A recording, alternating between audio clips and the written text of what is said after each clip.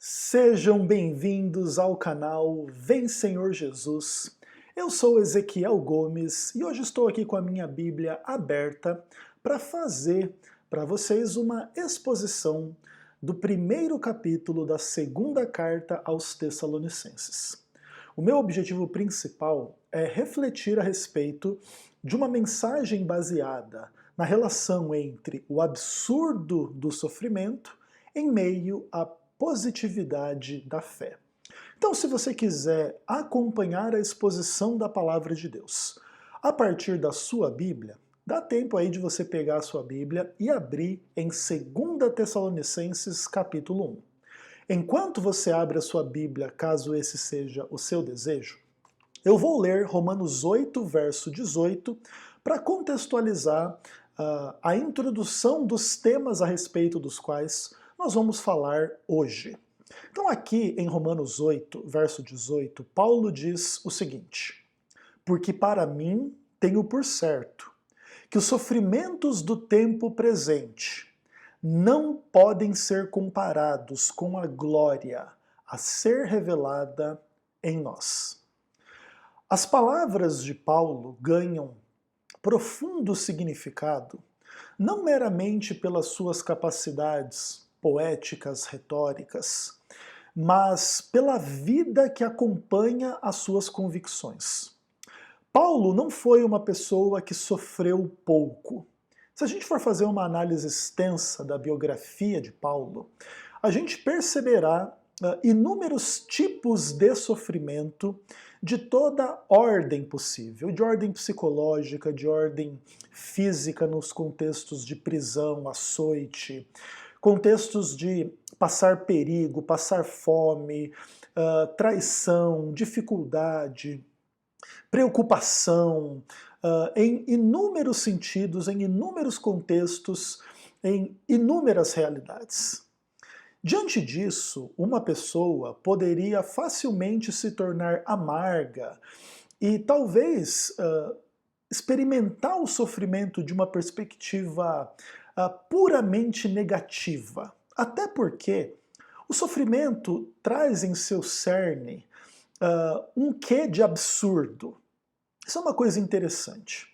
Quando você imagina o poder de Deus no contexto da criação para dar luz à realidade do que na realidade existe, a gente contempla um ser que tem poder de fazer coisas absolutamente extraordinárias.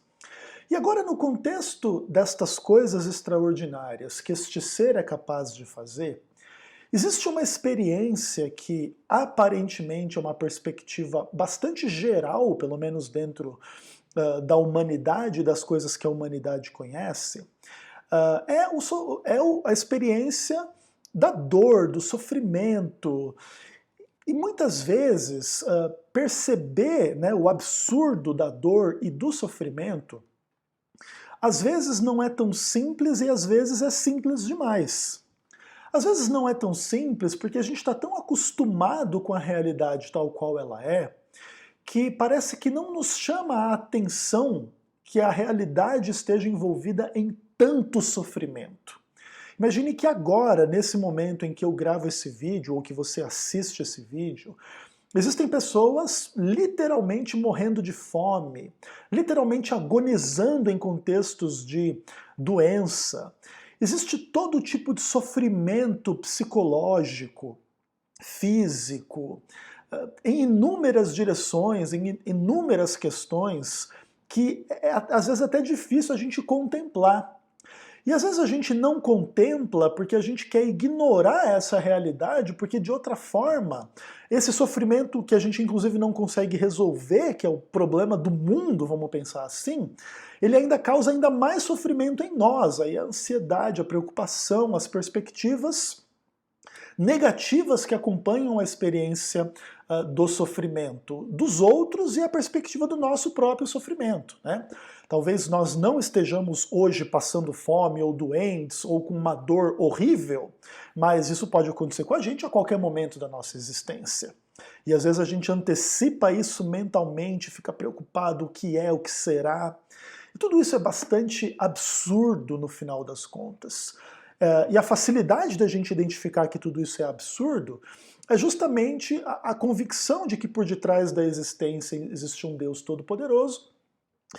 E de onde vem essa experiência dessa coisa tão pesada e negativa como o sofrimento, à luz, né, de um Deus todo-poderoso, acima de tudo, se você conectar a ideia do todo-poder à ideia da toda bondade, né?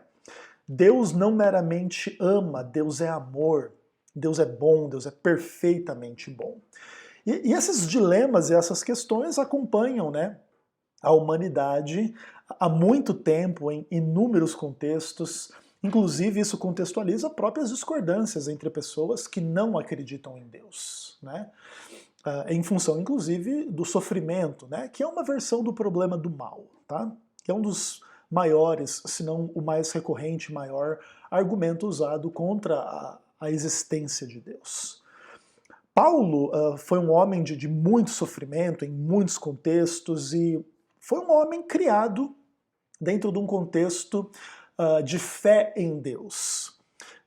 No judaísmo, né, entre a seita mais severa do judaísmo, o farisaísmo, inclusive no contexto no qual Paulo foi criado, farisaísmo é sinônimo de respeito, tá? Não é sinônimo de hipocrisia e tal, né? Que esse sinônimo do farisaísmo como hipocrisia, ele vai adquirir sentido e conteúdo a partir das críticas de Cristo aos fariseus. Mas os fariseus, separados destas críticas de Cristo, né, eram homens, dentro da perspectiva da religião judaica, extremamente respeitáveis, que buscavam extrema fidelidade, ou muita fidelidade a Deus, né?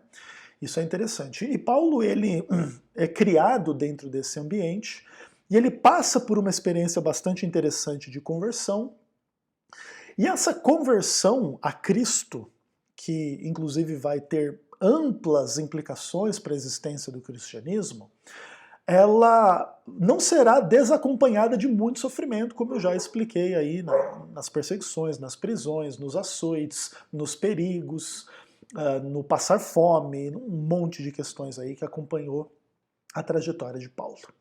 Agora, Paulo não perdeu uma perspectiva interessante apesar do sofrimento. E aí eu repito para vocês, né, as palavras dele. Para mim, Paulo, tenho por certo, é certeza, que esses sofrimentos todos do tempo presente, Paulo poderia estar pensando no seu sofrimento, no sofrimento de tudo e todos, num tempo presente onde ele escrevia, e isso se repete no tempo presente quando a gente lê, esse sofrimento todo não pode ser comparado com a glória a ser revelada em nós. Em outros contextos, Paulo fala, né, do peso excedente de glória, a glória é maior, né? Que contextualiza um pouco das convicções de Paulo, do tipo, onde abundou o pecado e com o pecado o sofrimento, e assim como o pecado é uma coisa meio inexplicável no seu cerne inicial e mais íntimo, né, na experiência de Lúcifer, na experiência de Adão, onde abundou esse pecado absurdo, incompreensível, complexo, superabundou a graça. E a graça é que traz essa positividade da perspectiva da vida, mesmo em realidade, ou mesmo em face do sofrimento, né? E é linda, né, a passagem de Romanos 8, em função da qual eu quero contextualizar a exposição de um capítulo da Palavra de Deus. Então, se você já abriu a sua Bíblia aí, ela já está aberta. Se você não abriu, imagino eu que você não tem acesso à Bíblia agora e está simplesmente assistindo ou ouvindo o áudio, né, aqui do que eu estou falando. Então, a partir de agora, eu gostaria de contextualizar um pouquinho mais essa discussão do absurdo do sofrimento em meio à positividade da fé, a partir da exposição da Palavra de Deus em 2 Tessalonicenses, capítulo 1. Nós vamos ler o capítulo todo, mas não de uma vez, para não perder e dissipar a atenção. Então a gente vai lendo verso por verso, alguns blocos de versos, e vamos expondo aquilo que a palavra de Deus diz. Então, versos 1 e 2 de 1 Tessalonicenses, Paulo escreve o seguinte: Paulo, Silvano e Timóteo, a igreja dos Tessalonicenses, em Deus nosso Pai e no Senhor Jesus Cristo. Graça e paz a vós outros da parte de Deus Pai e do Senhor Jesus Cristo. Paulo escreve junto dos seus companheiros. É interessante a gente já perceber um pouco do tema do sofrimento envolvido nesta introdução que nada fala a respeito de sofrimento.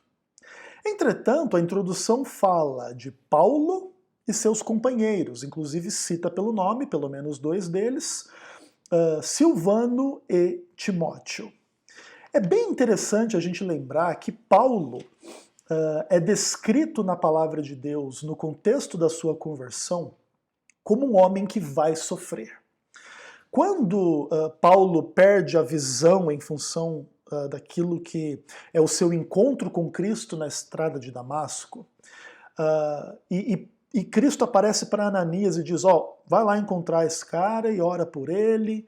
E Ananias diz, mas Senhor, esse homem é uma peste, ele veio aqui para perseguir a gente, para nos matar, olha o sofrimento envolvido em toda a situação, né? E aí, Atos 9, versos 15 e 16 dizem assim, né, a resposta de Cristo a Ananias. Mas o Senhor lhe disse, vai, porque este é para mim um instrumento escolhido, para levar o meu nome perante os gentios e reis, bem como perante os filhos de Israel. Pois eu lhe mostrarei quanto lhe importa sofrer pelo meu nome. Dessa maneira, Paulo, que aqui escreve aos Tessalonicenses, está envolvido num ministério que, por profecia divina, estará envolvido em muito sofrimento. E é Deus que vai mostrar para Paulo quanto sofrimento é esse muito sofrimento. E a gente já contextualizou um pouco, né, de muitas coisas que Paulo passou durante o seu ministério, não precisamos repetir aqui. Só que esse sofrimento, de alguma maneira, profetizado sobre Paulo, também atinge os seus companheiros de maneira reflexa, né? Os companheiros associados a Paulo, com certeza sofreram muitos problemas, tiveram muitos sofrimentos, no contexto dentro da igreja cristã e fora da igreja cristã. Se Paulo tem esse chamado aos gentios, no momento que der treta com os gentios por causa do evangelho, os companheiros de Paulo podem se envolver. Lembra então, por exemplo, Paulo e Silas lá na prisão em Filipos e tal. Então você está associado a Paulo, mas cedo ou mais tarde você vai ser preso. A prisão é um grande sofrimento, né? Nós fomos criados para ter, né? Vamos pensar assim, liberdade de ter um mínimo de locomoção. A prisão, você ficar confinado, aquilo traz sofrimentos mentais, de perspectivas complexas, além de, nas prisões, poder haver privação de comida, privação de um ambiente saudável, de luz, enfim, como é que se faz as necessidades, como é que não é. Tudo bastante sofrimento está envolvido nisso tudo, né? E também quando Paulo vai agora pregar o evangelho aos gentios, isso também vai criar um monte de polêmica no ambiente da igreja. E conquanto mais cedo ou mais tarde Paulo e seus companheiros triunfarão na igreja e receberão o seu espaço dentro da igreja, vai ser legitimado esse espaço, isso não vai acontecer sem muita luta e muito sofrimento. E no contexto da luta e do sofrimento, muitas pessoas dentro da igreja cristã consideravam Paulo e os seus companheiros como hereges perigosíssimos que tinham que ser combatidos em função de inúmeras questões, tá? Interpretações bíblicas, aplicações das ideias, da lei da circuncisão e de 1 milhão de questões que vai ter agora de implicação a ideia da salvação pela fé em Cristo pelos gentios que não se tornam judeus nesta fé em Cristo, né? Isso tudo, inclusive, contextualiza as maiores polêmicas da relação entre Antigo e Novo Testamento e da palavra de Deus de uma forma geral. E é interessante, então, quando se evoca a existência de Paulo, Silvano e Timóteo, Paulo e seus companheiros, se evoca a perspectiva de inúmeros sofrimentos, tá? Agora, os textos que a gente leu citam Paulo, Silvano e Timóteo, mandando uma correspondência à igreja de Tessalônica, à igreja dos Tessalonicenses, E aí também agora a gente já pensa numa comunidade mais ampla e inúmeros outros sofrimentos que essa comunidade mais ampla, que não meramente a liderança da igreja, especificamente Paulo, Silvano e Timóteo, também estariam passando, né? E daqui a pouco isso aqui vai ficar um pouquinho mais bem contextualizado. Mas já em perspectiva, onde há ser humano, há sofrimento, né? Dentro desse mundo, desta vida, desta realidade. E tirando um pouco agora o foco da esfera horizontal, terrena, Paulo agora fala da igreja de Tessalonicenses em Deus Pai e no Senhor Jesus Cristo. E invoca sobre esta igreja, a qual eles mesmos, os líderes, né, Paulo, Silvano e Timóteo, fazem parte, a graça e a paz. Olha que interessante. No contexto de uma vida sofrida, numa terra sofrida, se invoca e se evoca Deus, Cristo, graça e paz. E a graça e a paz se direciona àqueles que estão em Deus Pai e no Senhor Jesus Cristo, no contexto da fé, da igreja e etc. Agora, as questões positivas começam a ser tratadas com bastante naturalidade dentro dos contextos negativos, né? No contexto da humanidade, com todo esse sofrimento envolvido, a gente agora pode ter a perspectiva de Deus em Cristo, que redunda na positividade da graça e da paz, que contextualiza toda a realidade, conteúdo e experiência da fé, né? Então, por isso, a gente está pensando no absurdo do sofrimento em meio à positividade da fé. E agora a gente vai começar a se aprofundar um pouquinho no capítulo. Vamos ler o verso 3, onde a palavra de Deus diz assim. Então Paulo, Timóteo e Silvano escrevem aos Tessalonicenses dizendo assim: Irmãos, cumpre-nos dar sempre graças a Deus no tocante a vós outros, como é justo.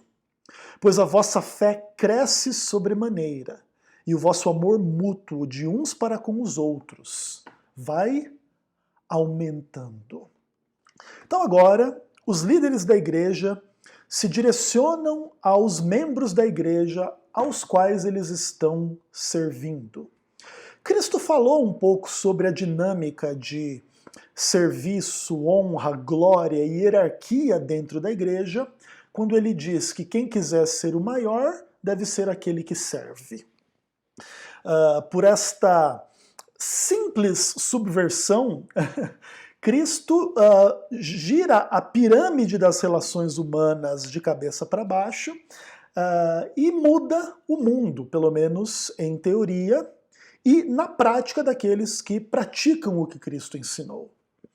As relações humanas dentro da igreja muitas vezes se tornaram durante os séculos hierárquicas, onde a base serve o topo. Mas Cristo não admite esta realidade no meio da sua igreja. E se alguém está no topo, este alguém é o que está na base servindo a igreja.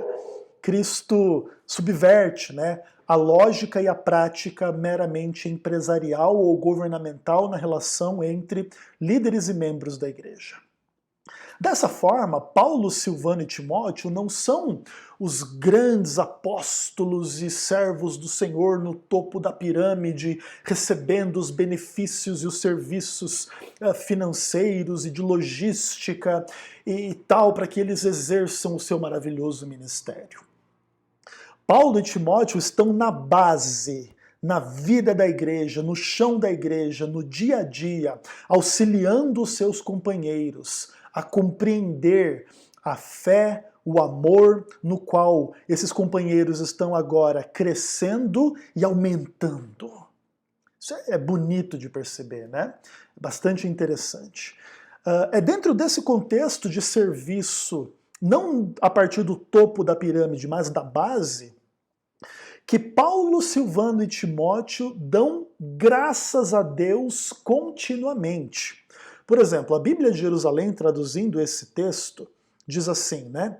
Irmãos, por vossa causa, sentimos-nos obrigados a dar continuamente graças a Deus. Então, é uma ação de graças que é contínua, que perdura, que sempre acontece da parte desses líderes em relação aos seus liderados, porque eles estão vendo frutos práticos da realidade, onde os tessalonicenses, os irmãos, eles não chamam os seus liderados de irmãozinhos, interessante, os irmãos, os companheiros, estão crescendo na fé de forma grandiosa. É interessante isso, né? A vossa fé cresce muito, a vossa fé cresce sobremaneira, e o vosso amor mútuo vai aumentando. Fé e amor são, de fato, conteúdos extremamente positivos, né? Imagina a gente, em meio a um mundo tão sofrido e de tanto sofrimento, encontrar um refúgio que, em função de uma fé comum, exista um amor em comum.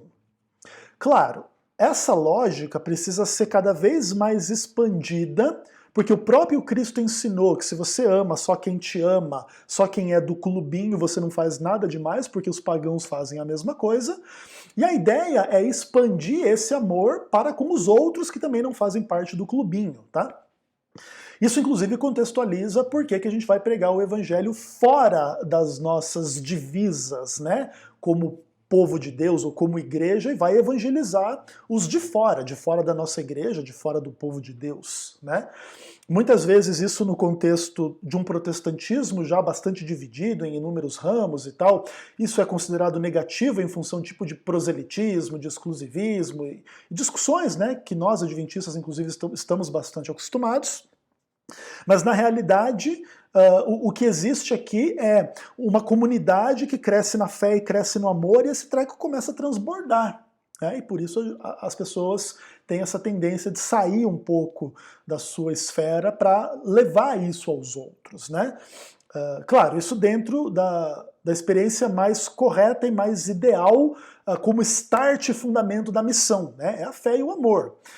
Agora, claro, isso também pode ser pervertido, né? E se você começar a ensinar a sua igreja, o seu clubinho religioso, que eles precisam fazer boas obras para serem salvos, então tem que pregar o evangelho mesmo a contragosto, mesmo não amando as pessoas, e tem que sair e pregar e fazer essa obra para poder ser salvo, senão Deus não te ama, senão Deus não te salva e não te abençoa e não sei o quê. Esse treco vira uma coisa bem negativa e bem ruim, tá? Mas aí é uma má aplicação, né? Aí é um herege que se coloca dentro da igreja para ensinar os outros como é que faz e está ensinando os outros a fazer as coisas de forma incorreta. Bacana. Então, voltando à exposição do texto. Aí no verso 4, vai existir uma questão interessante. Porque se Paulo, Silvano e Timóteo estão agradecendo a Deus pela fé e o amor que existe entre os tessalonicenses, o leitor desavisado, ele poderia concluir o seguinte: olha, esse pessoal aí de Tessalônica tá com a vida ganha, né? Só tem o que agradecer, lá é só fé, lá é só amor. Que vida boa, que mar de rosas é a vida desse pessoal lá em Tessalônica.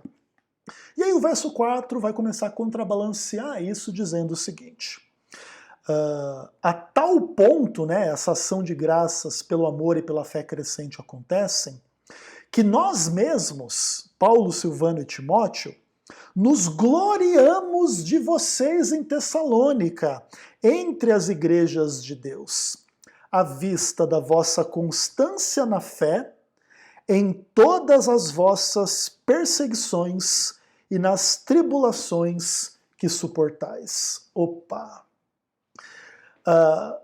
Os autores da carta, os líderes da igreja, que a lideram a partir da base, fazem isso não só na igreja de Tessalônica, mas em várias outras. E quando eles estão nessas outras igrejas, eles vão lá e dizem: pessoal, vocês não sabem, cara. Lá em Tessalônica os irmãos estão crescendo na fé e no amor. Cara, que maravilha! E eles falam disso constantemente. Esse é o assunto da liderança da igreja. E eles agradecem a Deus por essa constância na fé. Aqui eles não mencionam a constância no amor, mas naturalmente a constância no amor fica implícita, porque a fé e o amor são indissociados, né? E o fato deles estarem crescendo na fé e crescendo no amor demonstra que a comunidade não é perfeita, ela ainda está em crescimento, está em formação, está em amadurecimento. E essa perfeição na fé e no amor não chega nunca.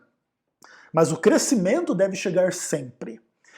E os Tessalonicenses estão se mostrando constantes, apesar de perseguições e tribulações. Perseguições traz à luz o elemento humano, tá? Então, os Tessalonicenses vivem no meio de uma comunidade mais ampla, e no meio dessa comunidade mais ampla, alguns perseguem os Tessalonicenses cristãos em função, talvez, aí de questões sociais, econômicas, religiosas, de uma forma geral. Agora, esses Tessalonicenses têm uma fé peculiar no meio de Tessalonicenses de uma fé um pouco mais geral, mais tradicional, lá na região. E isso tudo vai chamar a atenção e vai começar a criar um clima de perseguição. Isso acontece nos evangelhos, nas cartas de Paulo, muito forte em relação aos judeus contra Paulo, mas agora parece que os pagãos também não estão assim totalmente contentes com as implicações das doutrinas e das práticas cristãs. E agora essas pessoas começam a partilhar de perseguição, e agora o sofrimento está contextualizado. Agora, não bastasse os problemas humanos, ainda tem a tribulação, porque a tribulação aí, por exemplo, pode ser trabalhada dentro de uma questão mais geral da vida, né? Uma coisa é ser perseguido pelo vizinho, pelo colega de trabalho, outra coisa é desmoronar o morro lá onde você mora e destruir a sua casa, né? Uma tribulação. Os Tessalonicenses passavam por ambos os tipos de problemas, problemas humanos e problemas naturais, vida, saúde, dinheiro, dificuldades em geral. E aí a gente vê, né, o absurdo do sofrimento. Pô, a gente está servindo a Deus, a gente se converteu, a gente agora está numa perspectiva de vida diferente, mas o mundo não mudou por causa da nossa perspectiva diferente. E ainda o mundo traz perseguição e tribulação a despeito da positividade da fé. E agora, talvez o desafio é não deixar a tribulação e o sofrimento apagar a positividade da fé. Porque se a positividade da fé, da graça, do amor forem apagados, vai ficar bem mais difícil suportar o sofrimento da perseguição, da tribulação, seja lá do que. Ok? Aí o texto continua no verso 5, dizendo que essas perseguições e tribulações são um sinal evidente do reto juízo de Deus, para que os Tessalonicenses fossem considerados dignos do reino de Deus, para o qual, com efeito, eles estavam sofrendo. E aqui a gente começa a trabalhar algumas questões bem complicadas, tá? Então vamos lá. Dentro do que ainda não é complicado. Perseguições e tribulações são um sinal evidente do reto juízo de Deus. O que isso quer dizer? Quer dizer que, em função dessas perseguições e tribulações, está sendo demonstrado, para começo de conversa, que Deus tem razão. Como assim? Bom, um dos contextos da pregação do Evangelho, uma das doutrinas do Evangelho, é que quem quiser viver o cristianismo verdadeiro da fé e do amor será perseguido. Então, quando a perseguição vem e atinge aqueles em Tessalônica que estão querendo viver a fé e o amor, pronto, já é evidência do justo juízo de Deus. Deus falou e aconteceu, é real. Está se cumprindo exatamente da forma como Deus disse. Isso é interessante. Então agora, ao invés de temer a perseguição e a tribulação, e se lamentar, e se questionar onde está Deus, é o contrário. Olha, tá vendo perseguição e tribulação? Deus tem razão, Deus está com a gente, o que ele pregou pra gente é verdade e se cumpre na realidade. Percebe a perspectiva? Isso é interessante.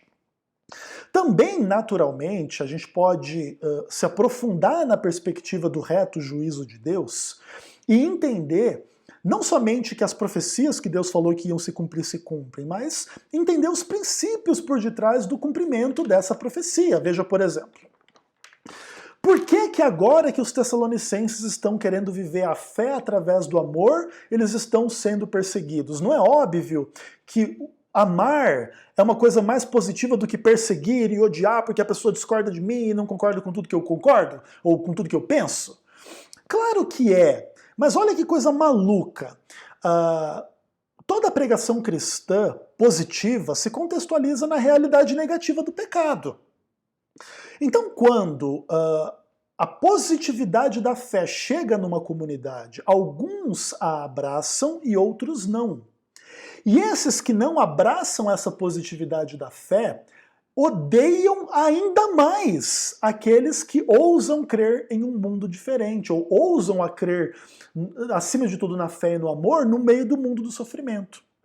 Talvez lá os pagãos tessalônicos, os tessalonicenses, que não se tornaram cristãos, talvez eles percebiam as posturas de louvor, agradecimento, gratidão, fé e amor dos tessalonicenses e tratavam isso meio que com um mau humor. Que idiotice é essa? Agora o mundo é maravilhoso porque tem um tal de Jesus que morreu e ressuscitou, mas o mundo não mudou. Olha aqui, ó, eu tô passando fome ainda, meu filho tá doente ainda, eu ainda tô precisando fazer uma politicagenzinha aqui para poder ganhar um cargo lá junto do governador romano, e não mudou nada, e aqui e tal, que história é essa agora de seguir Jesus e não seguir o imperador romano? E aí começa a treta em cima de treta. E agora, ao invés de conduzir todas as pessoas à fé, alguns o evangelho conduz a se endurecer. E isso é uma questão extremamente interessante, né? Tanto que Paulo, em outros contextos, vai dizer que a pregação do nosso evangelho é cheiro de vida para a vida e cheiro de morte para a morte. Ele amolece alguns e endurece a outros, tá? Inclusive contextualizando algumas discussões muito interessantes aí a respeito da ação de Deus por detrás, né? Do amolecer o coração de uns e do endurecer do coração de outros, e das próprias responsabilidades das pessoas no amolecer seu coração ou no endurecer seu coração. E aí começa a treta. O objetivo de Deus permitir que as coisas sejam assim, dessa forma, da condução de Deus sobre a história, é para que os sofredores sejam considerados dignos do reino de Deus pelo qual eles estão sofrendo. E agora eu começo a fazer algumas perguntas para você. Você acredita que a gente ganha o reino de Deus através dos nossos sofrimentos? Sim ou não?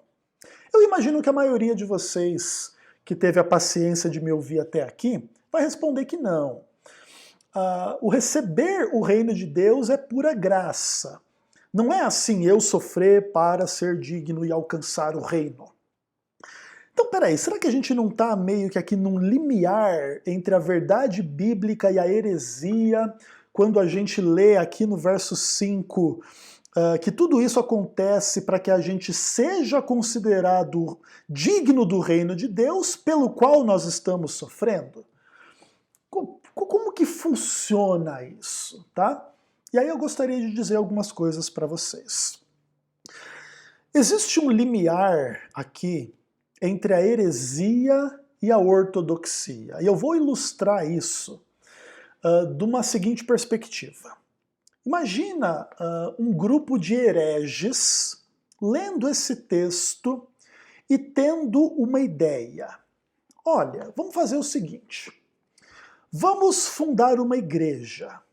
E a nossa igreja tem uma doutrina. Os membros têm que sofrer para alcançar o reino de Deus. Então nós vamos falar para eles o seguinte: vocês vão trabalhar igual uns malucos condenados para ganhar o dinheiro. Quando vocês receberem o salário de ganhar o dinheiro, chegar nesse momento de receber o salário e ganhar o dinheiro, vocês vão dar uma grande parte desse dinheiro para nós. E vocês vão reclamar, porque vai ser sofrido para vocês tanto trabalhar e ganhar, quanto pegar aquilo ali e dar para a gente. Nós, os líderes da nossa igreja. E se vocês reclamarem, nós vamos relembrar a você a verdadeira doutrina. Você tem que sofrer para ganhar o reino de Deus. Então, metade do que você produzir é meu. e eu vou aqui comandar essa igreja. Imagine eu ganhando metade da produção de tudo que é produzido da parte dos meus fiéis. Rende dinheiro ou não rende? Acho que rende, né? Mas eu também vou sofrer, porque eu vou ter que escolher em que gastar o seu dinheiro. Olha só, quantas opções eu terei para gastar dinheiro, né? É um sofrimento ter que escolher. E daqui a pouco esses hereges pegam essa mensagem do sofrer para ganhar o reino de Deus e começam a impor sobre as pessoas todo tipo de absurdo e usar a fé de uma forma política para que as pessoas se conformem com a pobreza, o sofrimento, a falta de assistência de saúde, de educação, de segurança, de um monte de coisa, porque tem que sofrer para ganhar o reino de Deus. Com certeza, quem aplica esse texto mais ou menos nessa direção é absolutamente herege. Não tem como ser diferente. Ainda assim, permanece a dúvida sobre qual a aplicação ortodoxa do texto. Porque o texto claramente diz que a gente sofre em vistas de ser considerado digno do reino de Deus. Basicamente, o que os discípulos ortodoxos, corretos, estão dizendo aqui basicamente, aqui existe um esclarecimento de algumas realidades. O reino de Deus vem num mundo reinado por Satanás. Quando esse reino de Deus chega aqui, aqueles que não se submetem a ele são possuídos de ainda maior ira, inveja, raiva, ódio nos seus sentimentos em relação a esta mensagem deste reino. E cumulam sobre os membros deste reino ainda mais sofrimento do que o sofrimento natural da vida. E isso contextualiza toda a ideia de perseguição.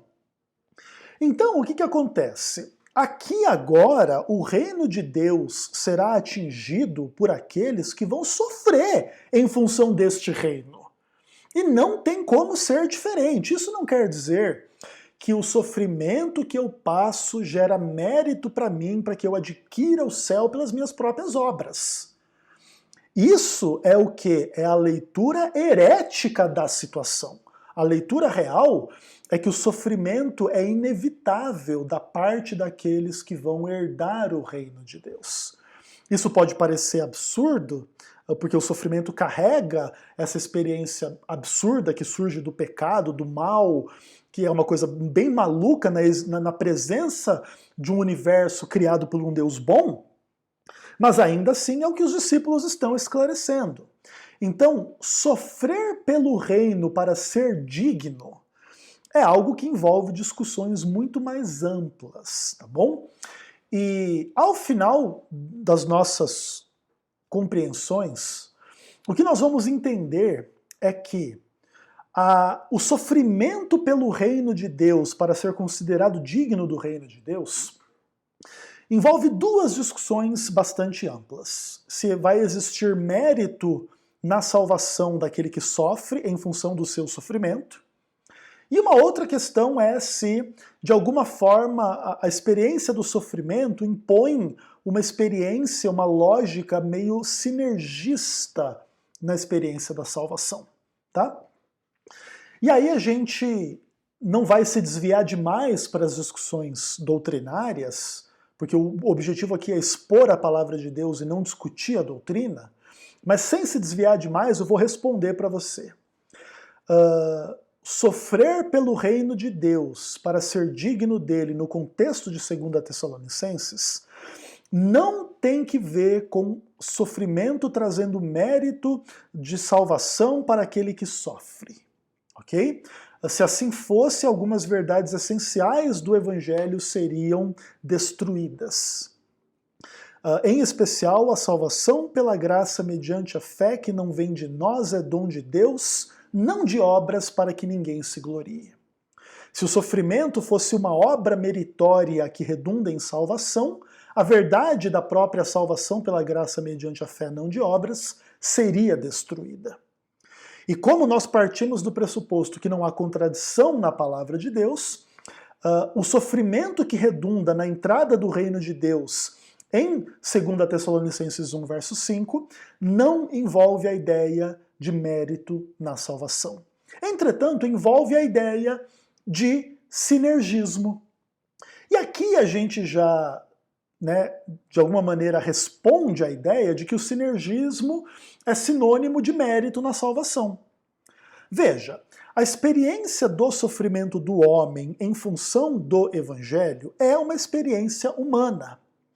Essa experiência precisa ser acompanhada da constância na fé, do crescimento na fé e no amor, para, vamos pensar assim, que a salvação na última instância venha a se tornar a realidade. Inclusive, daqui a pouco a gente vai ler o resto do capítulo, e isso vai ficar bem claro. Desta maneira, existe um sinergismo. Existe uma atuação humana, uma obra humana, uma decisão humana, uma postura humana, que ao final das contas, se espanar em função do sofrimento e abandonar a fé, não atinge o galardão. Mas isso não quer dizer que todo esse processo sinergista é um processo meritório, que em função de obras e sofrimento, isso e aquilo, ganha a salvação, que não é exatamente assim pela graça. Tá? Então isso é bastante importante. A lógica do Evangelho é uma lógica de cooperação entre Deus e o homem, porque Deus capacita o homem a cooperar e Deus cobra que o homem coopere, e o juízo verá se o homem cooperou ou não, mas nada da cooperação humana é meritória, ok? Ainda que deva acontecer tal qual os termos do próprio Evangelho determinam. A salvação é pela graça mediante a fé. Tem que ter fé. Sem fé não há salvação. Ah, mas a fé não é minha, a fé é de Deus. Não, ninguém será julgado pela fé de Deus, vai ser julgado pela fé sua. E as suas obras vão demonstrar a sua fé, não a fé de Deus. Ah, mas Deus deu a fé para uns e não deu para outros. Ah, então a culpa da perdição dos outros é porque Deus não deu a fé. Então a culpa é de Deus. Esse é o tipo de questão que surge quando você tenta impor a estreita lógica monergista às discussões bíblicas. Inclusive, tudo isso aqui perde o sentido, né? Porque se tudo é uma mera função de Deus, nenhuma criatura tem participação em nada do que a própria criatura faz. Então o pecado não é pecado, a perdição é simplesmente porque Deus quis, o diabo faz simplesmente o que Deus predestinou ele a fazer, porque Deus é o único agente da realidade. E a gente não concorda com isso, tanto que a palavra de Deus caminha na direção bastante contrária a essa da lógica sinergista. Então acho que já divaguei demais a respeito desta questão. A gente pode se aprofundar nas discussões sobre monergismo e sinergismo a partir da palavra de Deus em outros momentos, mas o importante aqui é se concentrar no texto. Versos 6 e 7. Aí ele continua a sua exposição dizendo assim: é de fato justo para com Deus que ele dê paga, tribulação aos que vos atribulam. E a vós outros que sois atribulados, alívio juntamente conosco, quando do céu se manifestar o Senhor Jesus com os anjos do seu poder. Então agora, Paulo, Silvano e Timóteo dizem que os que estão perseguindo e criando tribulação na vida dos crentes de Tessalônica, pela justiça de Deus receberão também a punição de Deus. E aos tessalonicenses que estão sendo perseguidos, Deus dará descanso. Só que olha que coisa interessante, esse descanso tem uma perspectiva temporal atrelado a ele. Quando do céu se manifestar o Senhor Jesus Cristo com os anjos do seu poder. Aqui, Paulo, Silvano e Timóteo demonstram que, conquanto o que Cristo fez na sua primeira vinda tenha determinado a transformação da realidade do mundo, e agora existe salvação, graça mediante a fé, que transforma a vida das pessoas, inclusive em contextos carismáticos de milagres. Paulo foi instrumento de muitos milagres junto com os seus companheiros. Ainda assim, Paulo não entende esta primeira manifestação do reino de Deus como o descanso. O descanso pleno só será atingido na segunda vinda, quando Cristo vier com os anjos do seu poder. E aí, dos versos 8 a 12, Paulo repete esta ideia com mais informações. E aí a gente lê o capítulo 1, versos 8 a 12. E a palavra de Deus diz assim: que Jesus virá com os anjos do seu poder, com chamas de fogo, tomando vingança contra quem não conhece a Deus e contra os que não obedecem ao evangelho do nosso Senhor Jesus. Estes sofrerão penalidade de eterna destruição, banidos da face do Senhor e da glória do seu poder, quando vier para ser glorificado nos seus santos e ser admirado em todos os que creram naquele dia, porquanto foi crido entre vós o nosso testemunho. Por isso também não cessamos de orar por vós, para que o nosso Deus vos torne dignos da sua vocação, e cumpra com poder todo o propósito de bondade e toda obra de fé, a fim de que o nome do nosso Senhor Jesus seja glorificado em vós e vós nele, segundo a graça do nosso Deus e do Senhor Jesus Cristo. Paulo expande o que ele disse nos versos 6 e 7, nas suas considerações na mesma direção, porém mais aprofundadas, nos versos 8 a 12. Mas essa exposição mais aprofundada não deixa de trazer algumas dificuldades. Por exemplo, o que é a vingança contra quem não conhece Deus? Ou a vingança contra quem não obedece o Evangelho? Percebam algumas coisas importantes. O não conhecer Deus aqui, nesse caso, não é uma afirmação metafísica de ignorância absoluta. Na verdade, aqui, aqueles que são descritos como não conhecendo a Deus são, na verdade, aqueles que, conhecendo Deus, rejeitam esse conhecimento. Como é que se prova isso? Bom, existem várias indicações desse tipo de questão na palavra de Deus. A mais clássica delas é Romanos capítulo 2.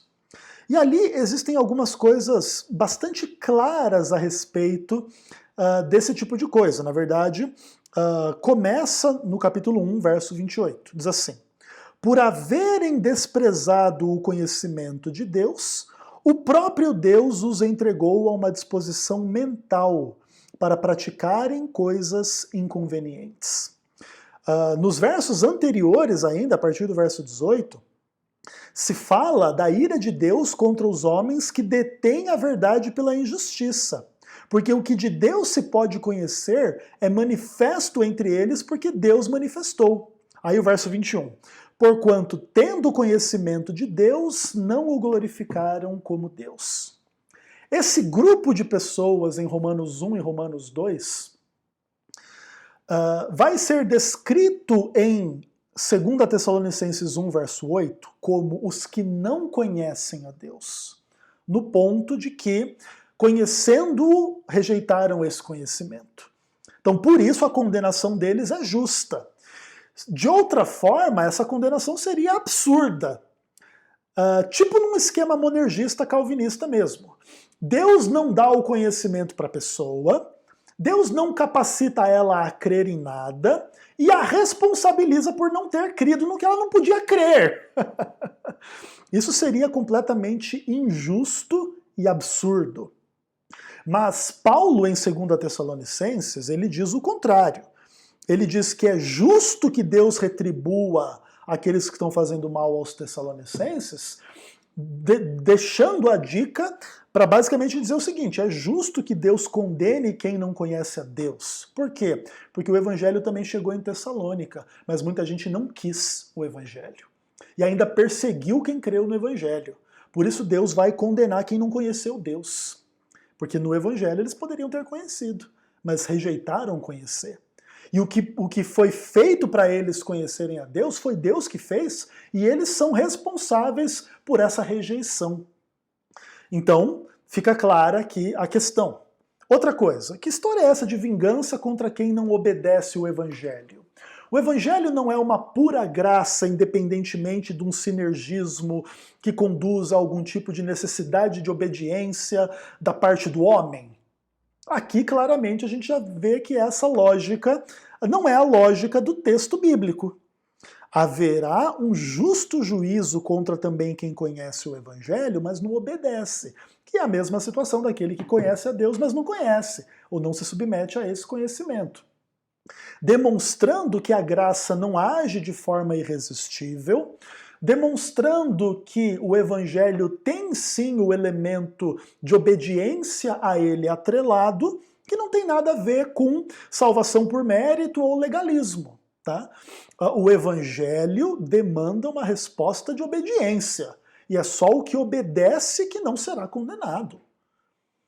A gente, com medo muitas vezes de pregar a salvação pela obediência, porque a obediência é meritória, então a salvação não é pela graça, muitas vezes pode acabar negando a realidade bíblica, de que se você não obedecer o Evangelho, você será o quê?